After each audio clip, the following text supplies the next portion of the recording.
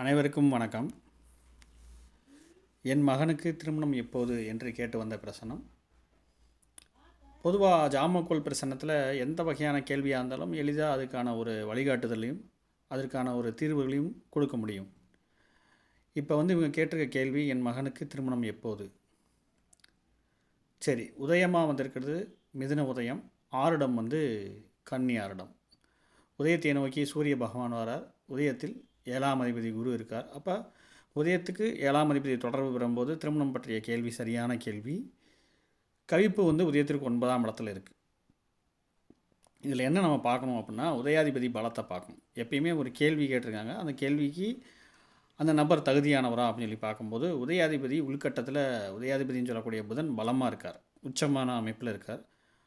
ஆனால் வெளிக்கட்டத்தில் புதன் அப்படிங்கிறது பார்த்திங்கன்னா கவிப்பில் இருக்கார், கும்பத்தில், அதாவது 301 டிகிரியில் கவிப்பில் இருக்கார். கூட ராகுவும் மாந்திருக்காங்க. அப்படிங்கும்போது அப்போ திருமணத்தில் தற்காலிகமான பிரச்சனை இருக்குது. ஆனால் அவள் நிரந்தரமான பிரச்சனை கிடையாது. ஏன்னா உள்கட்ட கிரகம் தான் நிரந்தரமானது. அப்போ அது பலமாக தான் இருக்கான். அப்படிங்கிற அமைப்பில் இவருக்கு எளிதாக ஒரு பதிலை சொல்லிவிடலாம். அதே போல் உதயத்தில் குரு இருக்கும்போது உதயத்திற்கு குருவோ சந்திரனோ சம்மந்தப்படும் போது கேட்ட கேள்வி உடனே நடைபெறும்.